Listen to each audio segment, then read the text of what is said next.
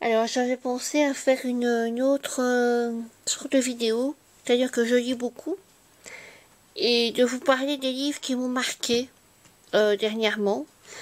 Alors, celui-ci, je l'ai lu il y a quand même déjà pas mal de temps, mais c'est vrai qu'il m'avait marqué. Alors, je vais vous lire le résumé, et sans plus, hein, je vais vous dire, bon, moi je l'ai aimé, je vous lis le résumé, je vous lis le résumé, et je vous dis que je l'ai aimé, maintenant à vous de savoir si ça vous tente ou pas de l'acheter. Alors, c'est la sage-femme de Venise de Roberta Rich. Quand j'ai commencé ce livre, je suis rentrée dans le monde du bouquin. Et quand il a été terminé, j'ai dit merde, il est fini. Parce que j'étais dedans. Il y a plus ou moins 300 pages, 345 pages. Moi j'ai adoré. Je l'ai vraiment adoré ce bouquin. Alors, je vais vous lire le résumé et puis après je vais vous lire les avis du livre. Alors, Venise, 1575, 1575 ou 1575. Anna Lévy est réputée dans toute la ville pour ses talents de sage-femme, un don développé en secret par des cuillères d'accouchement qu'elle a mises au point. Quand, par une nuit d'hiver, le comte Paolo di Padovani vient l'implorer d'assister sa femme, luttant pour donner naissance à leur premier enfant, Anna est partagée. Si la loi interdit aux Juifs de soigner les chrétiens, l'argent que le comte lui donne lui permettrait de payer la rançon de son mari bien-aimé, Isaac, retenu en otage sur l'île de Malte. Mais le choix d'Anna va la précipiter dans de périlleuses aventures. Non mais j'ai adoré ce bouquin. D'ailleurs, il est vieux, il s'est décollé. Alors, c'est dans le journal La Marne. Un roman qui coule, limpide comme les eaux du Grand Canal. Une belle page d'histoire avec une belle histoire. Alors, l'Union de Reims. La vie des femmes à la Renaissance est une source inépuisable pour Roberta Rich, qui sait compter avec justesse et rebondissement une aventure digne d'Angélique Marquise des Ganges. Donc c'est pas un truc qui fait peur. C'est bien. Alors l'écrivain est américaine et juriste de formation. En vacances à Venise, elle visite l'ancien ghetto juif. Elle se passionne pour l'histoire de ce quartier et plus particulièrement pour les femmes de la Renaissance qui y vivaient. Son premier roman, La sage-femme de Venise, a déjà conquis de nombreux lecteurs dans plusieurs pays. Donc voilà, ça c'est un. Alors un autre que j'ai lu il y a aussi pas mal de temps.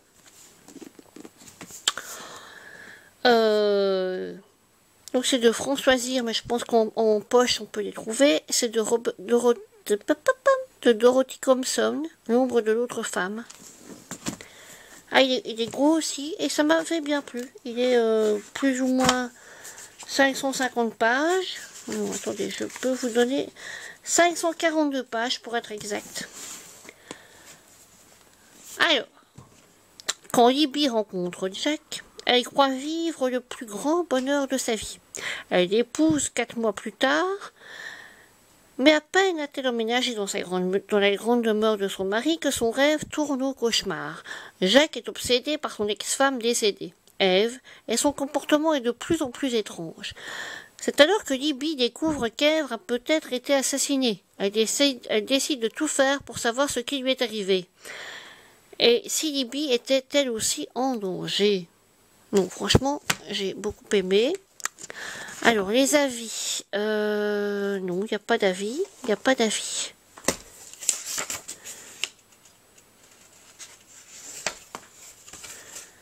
Alors, Dorothy Thompson est née à Londres. Elle a écrit son premier roman à l'âge de 13 ans. Et elle a écrit elle a écrit des livres. C'est son 7e roman. C'était pas mal du tout, du tout. Alors ensuite, j'ai lu ça. Barbara Abel, j'en ai lu un il y a quelques années qui s'appelait L'instinct maternel, qui était un thriller, mais alors c'était assez ça m'avait pas laissé un souvenir impérissable parce que bon bah voilà, c'est le genre de bouquin qui a été tiré en film de seconde zone. plus en téléfilm, mais ici c'est vraiment pas mal du tout. Donc ça s'appelle Derrière la haine. Alors, d'un côté il y a Tiffany et Sylvain, de l'autre il y a Laetitia et David. Deux couples, voisins et amis, fusionnels et solidaires, partagent le bonheur d'avoir chacun un petit garçon du même âge. Maxime et Milo grandissent ensemble comme des jumeaux, jusqu'au drame. Désormais, seule une haie sépare la culpabilité de la vengeance, la paranoïa de la haine. Alors, pour le magazine Avantage, Barbara Abel n'a pas son pareil pour distiller l'angoisse, manipuler le lecteur, multiplier les rebondissements, jusqu'à la conclusion noire à souhait. Alors, Laurent Fialet, Question de femme, un roman noir, très noir, de ces livres qui oppressent, donnent des frissons, ne laissent pas intact. Et c'est vrai que ça m'a pas laissé intact. Bon, je ne vous dis pas, je ne vous dis rien. Alors, hier soir, j'ai fini ceci, de Liane Moriarty, Le secret du mari. En fait, je pense que c'est l'histoire de 3 femmes qui découvrent que leur mari leur a caché un secret, et alors on explique comment elles l'ont découvert et quel est leur secret. Jamais Cécilia n'aurait dû trouver cette lettre dans le grenier. Sur l'enveloppe jaunie, quelques mots de la main de son mari. À n'ouvrir qu'après ma mort. Quelle décision prendre? Respecter le vœu de John Paul, qui est bien vivant, ou céder à la curiosité au risque de voir basculer sa vie? Tous les maris et toutes les femmes ont leurs secrets. Certains peuvent être dévastateurs. Best-seller aux États-Unis, ce roman intense, pétillant et plein d'humanité allie habilement suspense et émotion pour marquer son lecteur d'une empreinte durable. Alors, du Cosmopolitan, pardon. Le secret intrigue, il éclate, et on tourne les plages de plus en plus vite, d'émotion en sourire jusqu'à la dernière où on regrette d'avoir fini. C'est vrai que c'est un peu ça. Et de Marie-Claire, un livre passionnant, amusant, qui donne à réfléchir, un sens aigu de l'observation. Voilà. Donc, voilà. Alors, je vais vous parler de 3 autres livres, qui étaient très bien aussi. Alors, Linwood Barclay, Craint le pire. J'ai lu d'autres livres de lui, mais c'est le premier qui m'a marqué. Alors, votre fille de 17 ans part de bon matin pour son petit boulot d'été. Elle vous promet d'être de retour pour le dîner, mais elle ne rentrera pas, ni ce soir ni les suivants. Votre pire cauchemar a commencé. Voilà. Pour Tim Blake, le père de Sydney, une seule mission, la retrouver à tout prix. Un coup de fil mystérieux, des individus menaçants, des meurtres, et la vie sans histoire de Tim bascule dans un engrenage incompréhensible et totalement terrifiant.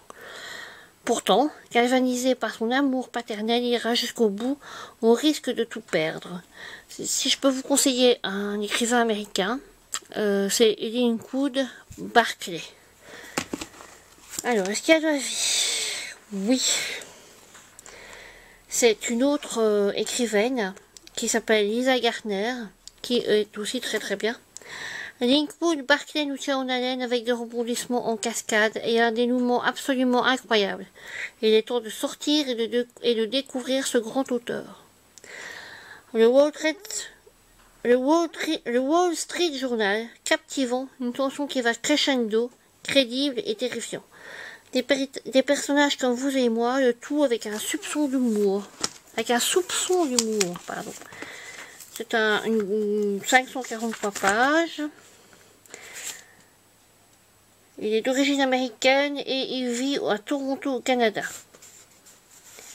Il a fait une carrière de journaliste et il décide de se consacrer ensuite à l'écriture. Alors, ici, ensuite. Non, ça, je ne l'ai pas lu. Ça, je ne l'ai pas lu.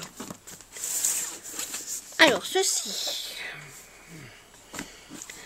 Ça, le résumé a l'air bien, parce que je me dis c'est un petit peu dans le style du Nom de la Rose, donc avec Sean Connery, je me dis bon, ça a l'air bien et tout, j'aime bien, c'est un peu mystérieux comme ça, bon.